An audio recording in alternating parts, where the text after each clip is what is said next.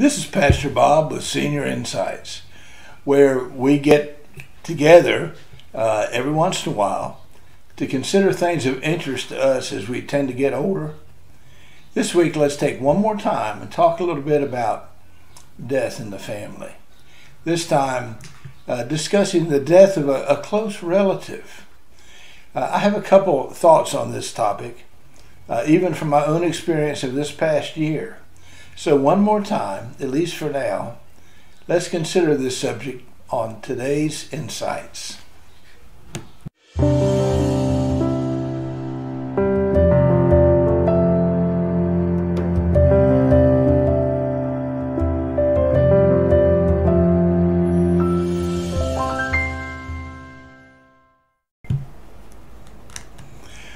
We all know that part of this life in this world is included.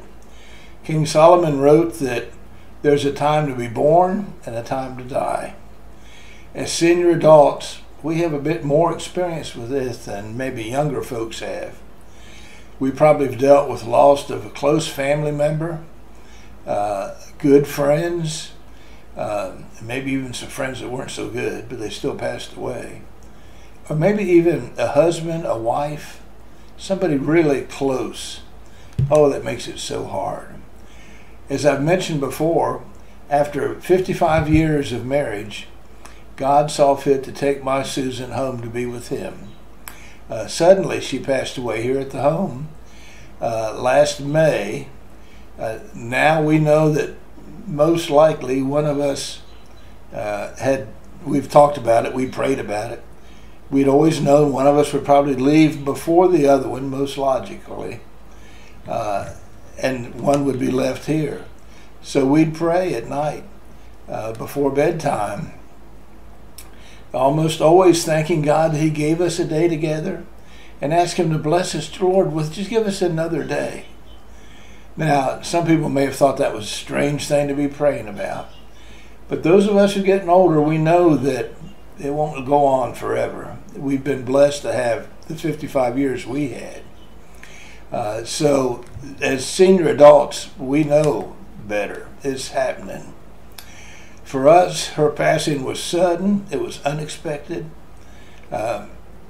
We've known friends, and so do you probably, that have had long drawn out illnesses, and the final passing was almost a blessing to them. It was like relief for the loved one and for the person that was taking care of them. Either way, it's still difficult. I don't know one is any easier than the other. I hope you have considered the pre-planned information packet that we've been talking about. I've only had a few folks even request one. And as I've already said, most of us don't want to think about it. But there's so many decisions that have to be made when somebody close passes away. And it's the hardest time, the worst time, for grieving family members to make those choices. So get that done for them. It's an easy way to let them know what you wanted done for a service or at the time of your passing. And arrangements could be made. It just makes it so much easier on them. But now once the service is over and friends have come by the house and they've said they were sorry to hear about your loved ones passing away, then it gets quiet. They're all gone. Loneliness tends to set in for us that are still here. Now, a few friends will keep up with you and try to keep you busy and active. And I have several friends who have really gone out of their way to reach me on a regular basis. And I'm very grateful and blessed by their loving care. Having me over for a meal at their house or going on little local trips with them, it's been a blessing. And I'm very grateful. Most will probably fade away from your life. They're busy, they got their own things going on. Maybe the situation's a little different, like we said last week, where you're not a couple anymore and they don't know what to do with just a single guy or gal. And over time, you're alone most of the time. At home, going to the market, just even working around the house, going to church. After years of doing things with your spouse, you're now doing them by yourself. Friends might offer advice on, why don't you sell that house and you don't need that house anymore and move somewhere else, or maybe getting into another relationship. Why don't you just find somebody else?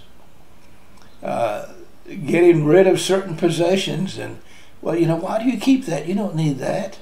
You don't need 2 cars, or you don't need some of the things you used to have with your wife. And they think they're making sense. They think they're giving good counsel. As a pastor, I've told people over the years to at least wait a year, if you can, before you make a major decision. Don't do something all of a sudden, spur of the moment. You may regret it later. Unless the house payments are more than you can take on by yourself, and it's a crisis situation for most of the time, just wait. Don't do anything quickly. Just wait. Friends think that they're doing you a favor, but they really aren't when they push you into doing something quicker. And you can expect grief to sneak up on you. We've talked about that last week. It's kind of like an unexpected wave at the beach. I've been at church maybe more than once where a certain song or something the pastor might say was all I needed to remind me that Susan's not with me anymore here in this realm. And sometimes I feel like everybody in the church knows that there's tears rolling down my cheek as we sing the song that she liked so well. It's just hard. Actually, people probably don't think about it at all, but you think that they're thinking about it. I'm just trying to let you know these things are not unusual. It just is the way it is. Yes, others may not understand, but our precious Lord Jesus, He knows like us, like no one else knows. His comfort and peace is available to us all the time. He wants you to let Him be your comfort. Spend every morning or evening, whichever is easiest for you, but I do it in the morning, in the Word. Listen to what He has to say. I enjoy reading a one-year Bible. It's set out to, every day it has a section of Old Testament, a New Testament, a Psalm, some proverb, and it just helps you to work through the whole Bible in a year. But it's every morning. I really enjoy that time. We did it together in the past, but I'm doing it by myself, but it's still a good way to stay focused on what really is important. And you can pray to Him. He wants to hear your heart. He wants to know how you're doing. Talk to Him. Tell Him how you feel. Ask Him what to do. He's right here with you. He loves you like no one else could possibly ever love you. Listen to good Christian music. There's all kinds of weird stuff on television. I don't watch a lot of television. I watch good sermons from different churches on YouTube now. Churches have gone to putting all their services online, so you can find them, and you can not only go to your church, don't forget to do that, but you can go to other churches and find good Bible teaching churches where the Lord is lifted up, and it's encouraging. Spend time in church. Spend time in the Word. Listen to good Christian music. Don't let this world around us take up any of your time. There's almost nothing on regular TV, in my opinion, or in secular reading of books or anything like that that's worth my time or yours. And the devil will certainly use it to make things harder on you.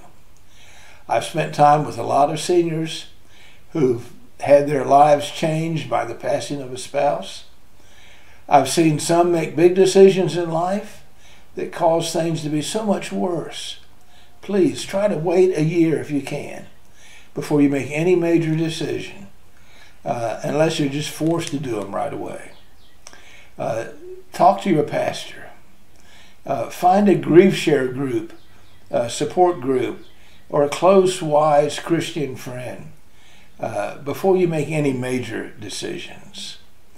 You're still alive and well in this realm, in this world we're living in now.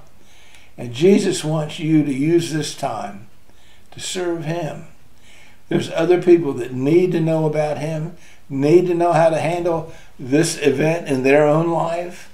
So serve him by that.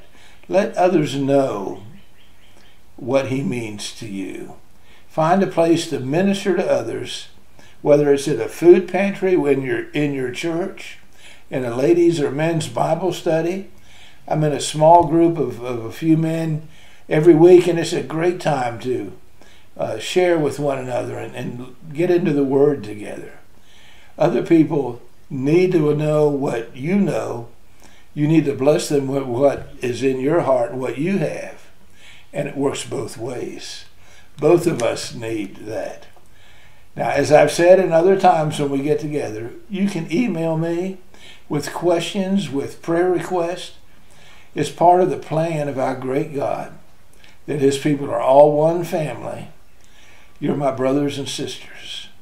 And we need to support one another, to stand and walk with one another. Hold each other's hands as we go through hard times in our lives. You'll see a slide again at the end of this little presentation with my email address for material at Insights. That's a Gmail address. Just email me. There's also one there about how to contact a grief share group in your area. A good ministry for supporting people that are dealing with these things in their lives. Again, let me know how I can be helping you. Now, if you like the video, click the little finger down, thumb, whatever it is down there. Click subscribe, and you should get some kind of a little notice when every Wednesday night and early Thursday morning when another one comes out. To remind you that, if you will, come talk with us. Let's spend some time together. Dear ones, this is Pastor Bob, and Lord willing, we'll be getting together again next week. Let me close with this blessing that the Lord gave to his people. Oh, may the Lord bless you and protect you. May the Lord smile on you and be gracious to you.